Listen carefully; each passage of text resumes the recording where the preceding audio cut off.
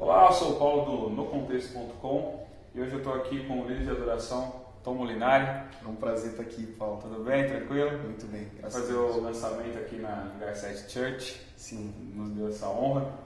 E a gente vai começar a bater um papo sobre algumas perguntas para entender como que começou todo esse projeto de vida, né? Sim, legal. E você é filho de missionários, né? Uhum. A sua conversão, ela foi natural ou ela teve um momento específico que aconteceu? Cara, eu cresci no Evangelho, né? Eu sou aquele cristão de berço, né? Nasceu no berço cristão. Nasci quase dentro da igreja. Do lado, né? E meus pais, quando eu tinha 2 anos de idade apenas, meu irmão do meio tinha 2 meses e a gente foi para Colômbia, para missões transculturais. Vivemos por 4 anos lá, desde dos meus 2 anos de idade até os 6 anos de idade. Na Colômbia? Na Colômbia. Então a gente viveu aquele contexto, vivemos em 2 cidades diferentes, uma Bogotá, que é a capital, e outra é Medellín, as 2 maiores cidades da Colômbia, e a gente vivia naquele contexto tráfico de drogas, que a gente ouve muito falar, né, do Pablo Escobar. Sim, né? Por sinal, eu morava 3 quadras do Pablo Escobar. Sério? E a gente estava lá. Ele era vivo na época? Isso, a gente estava lá quando ele foi morto, né? Nossa. Quando ele foi morto pelos policiais, ele tentou fugir, e aí houve aquela perseguição e troca de tiro. Mataram ele bem no telhado, fugindo. Cara, então eu falo isso porque assim, a gente estava fazendo missões naquele contexto. Então era um contexto bem agressivo. Isso, apesar de ser ano de 90, 91, 92 e 93, 94, eu lembro de algumas coisas, alguns relances, porque quando eu tinha 6 anos e tal.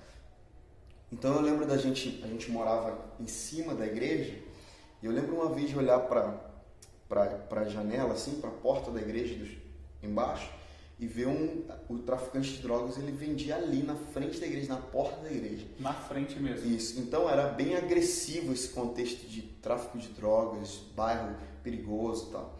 Então eu cresci naquele meio ali, evangelizando. Lembro que meu irmão mais novo, somos 3 irmãos, e meu irmão mais novo é colombiano, nasceu lá. Nasceu lá na Colômbia. E eu lembro de eu ir nas costas do meu pai, meu irmão mais novo no carrinho, e meu irmão que tinha acabado de nascer bem no colo da minha mãe, e a gente ia de casa em casa, evangelizando. Qual era o contexto lá? Qual era a diferença de lá para o Brasil, por exemplo, na evangelização?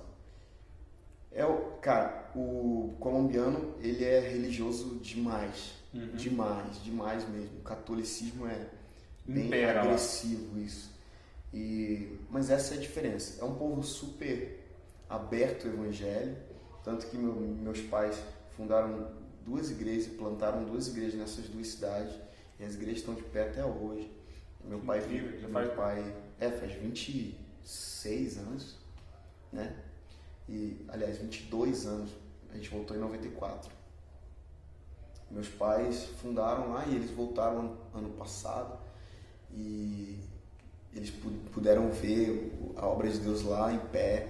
E, cara, o povo é bem aberto, eles gostam muito dos brasileiros.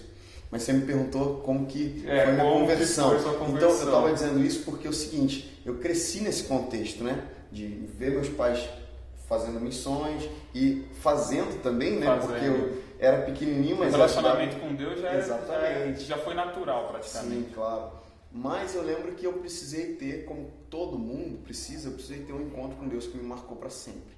E isso foi quando eu já era quase pré-adolescente, estava entrando na pré-adolescência. Quantos anos, mais ou menos? Eu tinha uns 10 por aí. Uns 10, 11. E o Senhor me tocou um dia num apelo, e eu decidi entregar definitivamente a minha vida para Jesus. E eu lembro até hoje, aquilo não era numa igreja, era numa escola bíblica dominical. E eu lembro até hoje o convite que a tia da escola bíblica dominical fez. Engraçado que ela não fez um convite, você quer aceitar Jesus, mas ela falou, você que quer aceitar Jesus, mas quer entregar sua vida para Ele por completo, doar para sempre.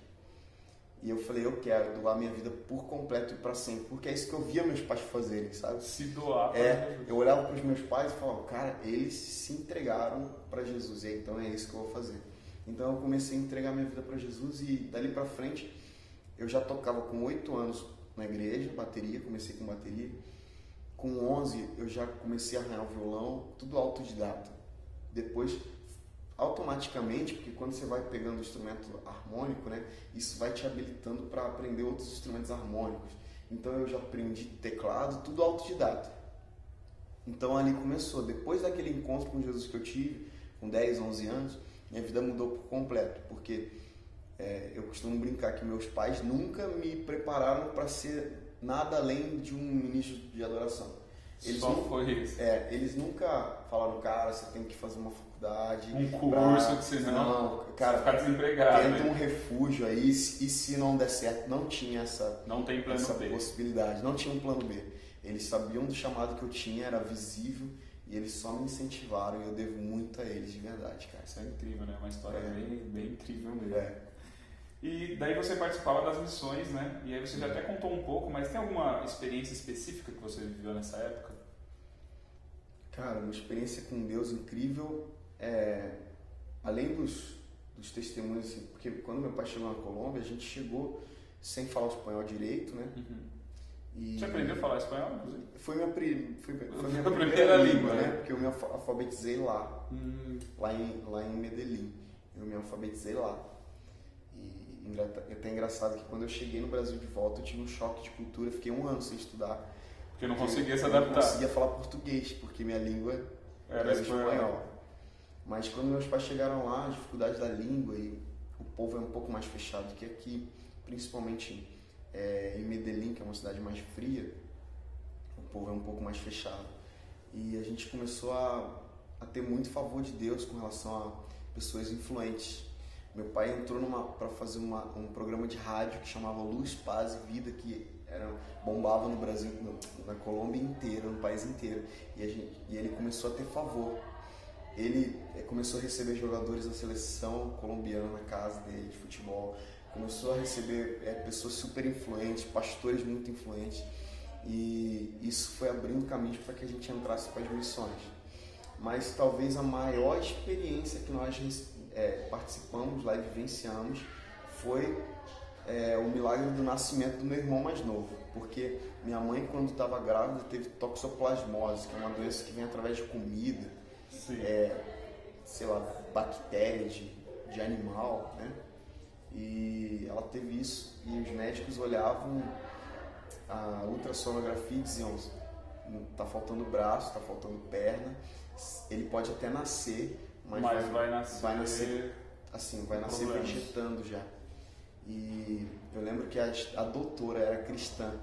Minha mãe conta essa história onde ela vai. A doutora era cristã e ela abriu mão assim dos horários de descanso dela para ir para casa para ficar com minha mãe. E elas oravam continuamente dia e noite lá no hospital enquanto minha mãe estava internada. E elas punham a mão sobre a barriga da minha mãe. E meu irmão, cara, não tem absolutamente nada. Nasceu perfeito e hoje está na África do Sul com a Jocum fazendo missões. É um missionário nas nações. Cara, já nasceu missionário, já nasceu um milagre de Deus. Já nasceu nas missões. E a gente carrega muito forte esse legado missionário. Tudo bem que eu não vou fazer missões do jeito que a gente está acostumado hoje, mas eu me sinto um missionário. As minhas canções, como elas tocam as pessoas, eu percebo que Deus está me usando para as missões. Tanta gente que fala para mim, cara, eu estava desviado, mas eu ouvi essa canção e eu voltei para o Senhor. Isso é trabalho missionário. Eu inclusive tenho um testemunho disso, né? No acampamento do hangar que você foi, minha avó, 38 anos de caminhada com Cristo, mas meu avô havia falecido há uns 2 anos e ela meio que perdeu um pouco da conexão dela, né, com o Espírito Santo. E aí ela teve essa experiência de reencontrar lá no show seu, cara, Espírito Santo. Glória a Deus, cara. E eu vejo que isso, cara, isso são missões, isso é fazer missões. Não precisa ser transcultural. Não, é pra fazer. Exatamente. Isso é bem legal. Você é bacharel em teologia. Sim. E o que mudou na sua visão depois dessa sua formação? Porque normalmente a gente, entre aspas, que tem uma criação cristã, a gente é acostumado a ler a Bíblia e tem algumas revelações disso. Eu encontro algumas pessoas que dizem que depois que faz uma formação teológica, às vezes a visão muda um pouco em relação ao Evangelho. Cara, por incrível que pareça, isso não aconteceu comigo. Não. isso reforçou ainda mais a minha fé, porque assim, eu sou muito prematuro com relação a ministério, né? Uhum. Com 15 anos já liderava louvor, já pregava e já era responsável por pregar na minha igreja. Mas eu fui me especializar no bacharelado com 20 anos. 20 anos. E eu fui pro bacharel, mas assim, eu acredito que quando você tem uma estrutura familiar que te baseia nos alicerces cristãos, é bem mais difícil você... porque eu vejo que a teologia, o estudo da teologia, ele é perigoso, né? Sim. Quantas pessoas você já ouviu falar que depois que foram pro curso de teologia, eles decidiram virar ateus, ou então eles viraram a cabeça e ficaram totalmente céticos e presos na história do Evangelho. Eu tenho um amigo, por exemplo, que depois que leu um determinado livro, né, melhor não citar, ele se converteu a essa religião, inclusive. Então, porque eu acredito que o estudo bíblico, ele precisa ser primeiro baseado em fé. Isso é forte, né? Se você for para a Bíblia sem fé de que o Senhor realmente ele veio à terra, habitou entre nós, fez homem, ele morreu, foi até a cruz, sabe? E sofreu a morte, mas ressuscitou. Cara, se você não tiver fé que ele realmente habitou entre nós, você pode até ser cristão pro resto da tua vida, mas você vai acreditar em Jesus da mesma maneira que você vê o Super-Homem, por exemplo. É um herói incrível que nunca existiu, mas que você admira nos filmes e fazendo tudo aquilo, você entende? Entendo. Então, para muita gente que estuda, Jesus acaba virando um personagem e ele fica intrigado pela história daquele personagem. Quantas vezes... E isso às vezes afasta ele. Sim, e aí ele começa a ler relatos históricos, sabe? Pô, tem tantos sites, tem tantos blogs tentando derrubar a veracidade da palavra, né? Sim. Através de dados históricos. Cara, que eu acredito que eu fui um pouco fundo na palavra, sabe? Quando eu fui estudar. Uhum. Mas os meus pais sempre diziam, você pode estudar, mas lembra que só a letra ela mata. Ela vai te matar, só a letra. Então coloca a ótica do céu nisso. Tudo, a ótica do céu. Sempre. Por exemplo, estou estudando Noé. Noé talvez um dos temas que mais polêmicos. Pelo tamanho da área. Você vai no History Channel, tipo, os caras estão falando, será que realmente... Então, você está estudando Noé, você já tem que crer, cara. Que Noé existiu. Sim, ele existiu. Deus usou ele para redimir a humanidade, sabe? Ele é um redentor e aquele arco-íris que apareceu depois do dilúvio, sim, ele é um pacto de Deus com o homem, sim, sabe? Isso, quando você lê com essa ótica, você entende, cara, Deus me ama, ele redimiu uma humanidade inteira por causa de mim. Ele poupou a vida de Noé, da família, dos animais na arca por causa de mim, para me salvar, para me resgatar. Então eu acho que o que mudou, cara, eu só sei um pouco mais, mas as minhas bases cristãs estão intactas dentro de mim. Muito bom. Quando que você entendeu o seu verdadeiro chamado? Eu estava falando esses dias com alguém que me perguntou isso. Porque o meu chamado, ele veio... Eu fui entendendo, porque assim, teve uma fase da minha vida que eu estava lá na minha igreja, normal, tocando, e de repente, num estralar de Deus, começou uma temporada de palavras proféticas sobre mim. Eu estava, cara, numa igreja, visitando uma igreja, ou então tinha ido, cara, por causa que um amigo me convidou, eu estava lá na última fileira e o pastor falava, menino, Deus vai te levar às nações, vai te fazer um profeta e tal. E ele descrevia a minha vida assim no futuro e eu chorava, ia para casa.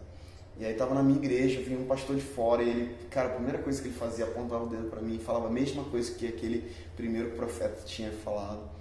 E eu fiquei em pânico, eu falei, cara, isso é muito grande. O que eu faço com isso? Imagina um menino de 15 anos recebendo palavras proféticas super fortes sobre ele. Imagina o Davi, sabe?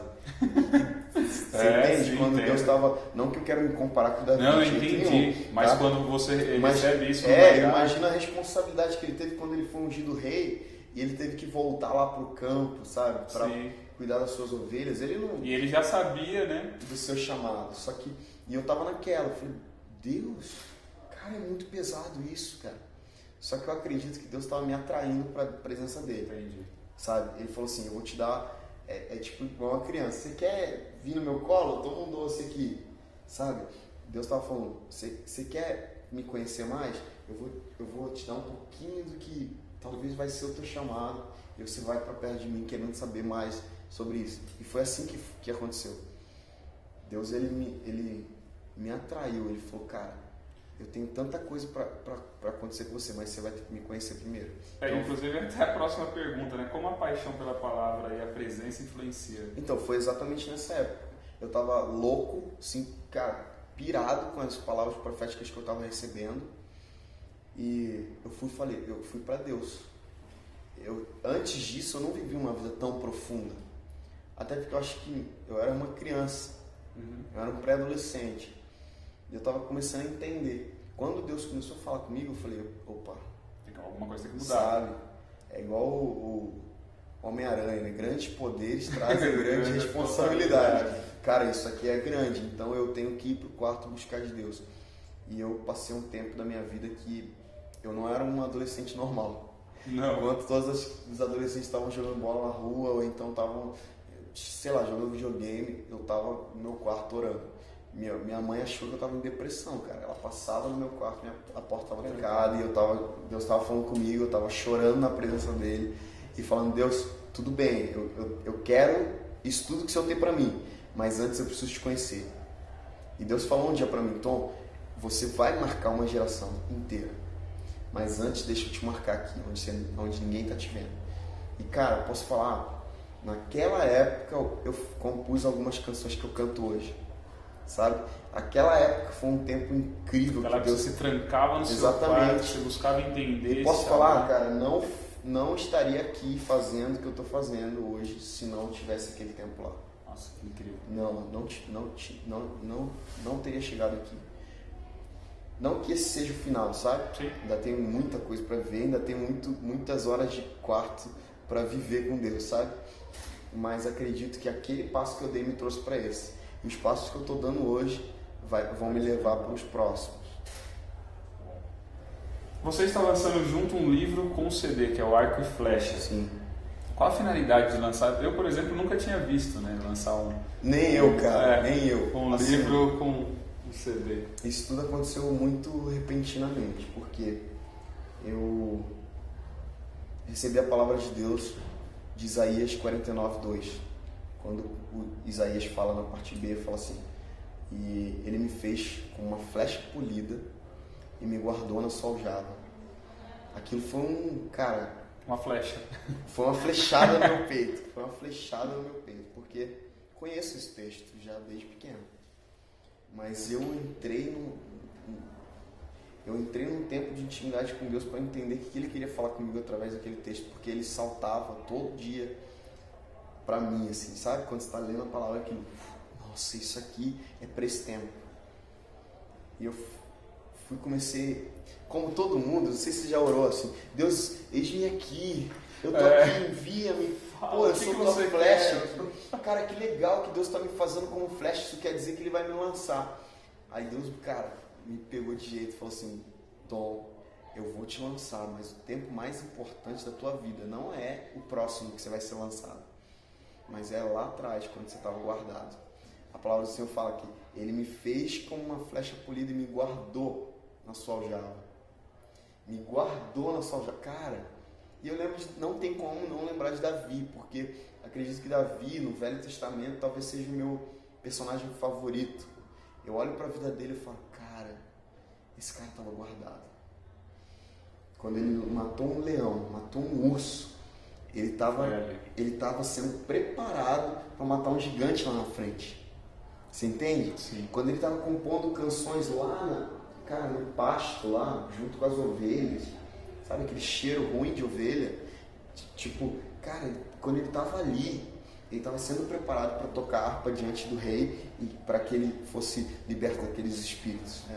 Então, cara, eu entendo que o tempo mais importante da minha vida não é o que eu vou viver daqui para frente, mas é o tempo que eu fiquei guardado na aljava do Senhor. E sobre isso que o livro fala. O livro, na verdade, ele conta as histórias das canções do disco. São 10 faixas e são 10 capítulos. E cada uma tem uma... Cada capítulo é uma canção. E eu escrevo sobre as canções, sobre a história que eu tive com elas. Baseio também biblicamente. E conto um pouco das experiências de estrada, essas coisas que Deus tem falado comigo. Tem cifra também pra galera tocar.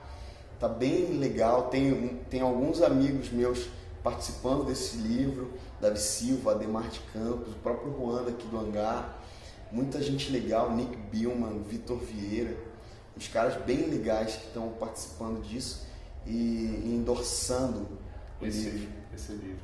Então tem sido, cara, um tempo incrível. Cara. E para encerrar, qual a sua visão sobre o reino de Deus, sobre essa geração? Tá. Nunca se falou tanto de reino de Deus, né? Nunca. Conferência do reino, banda reino, culto do reino, tudo do reino. Tudo é do reino. Que bom.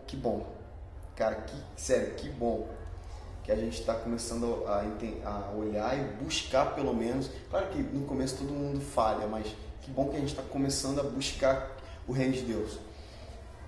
Mas entendo que o reino de Deus foi um tema que sempre esteve na igreja do Senhor, mas agora está na moda. E a mesma estratégia que Deus usava lá atrás com meu pai e com minha mãe, não é a mesma que Ele usa para mim, por exemplo, para você.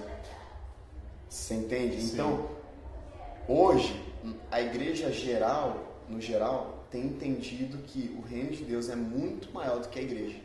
Que as 4 paredes, ele não cabe lá dentro. Você pode até tentar fazer ele caber lá dentro.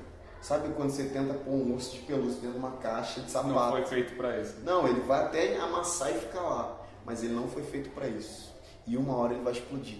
Por isso que eu acho que hoje a gente precisa de ministério de teatro, a gente precisa de evangelismo, a gente precisa de ministério de louvor bem estruturado, a gente precisa de missionários.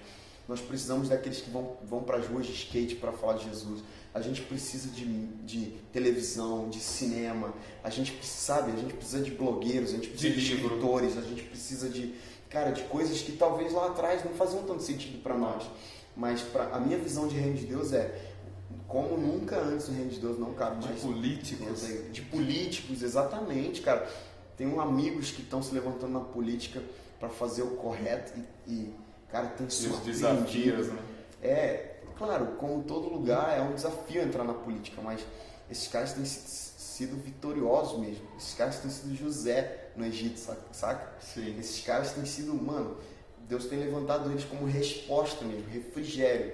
As pessoas têm procurado eles, então acredito que a minha visão com relação ao reino de Deus tudo que nós precisamos vem do reino de Deus. Tudo que nós como igreja precisamos vem do reino de Deus. Salmo 87, 7 fala assim: todas as nossas fontes estão em ti. Então, cara, todas as vertentes possíveis e imagináveis, sabe? Aquelas que aparecem no palco e aquelas que estão no backstage, ou aquelas que estão nas ruas, aquelas que estão em outros países. Todas essas funções existem no reino de Deus e são necessárias, sabe? Top. Então, essa é a minha visão com relação ao reino de Deus. Muito bem, eu estive aqui com o líder de adoração, Tom Molinari, fazendo o lançamento do CD dele aqui no Muito obrigado, viu, cara? 7. Muito obrigado aí pela sua participação. Tenho certeza que vai ser o lançamento da primeira entrevista do site nocontexto.com e a gente já começou com uma entrevista incrível. Muito obrigado pela sua participação. Obrigado a você.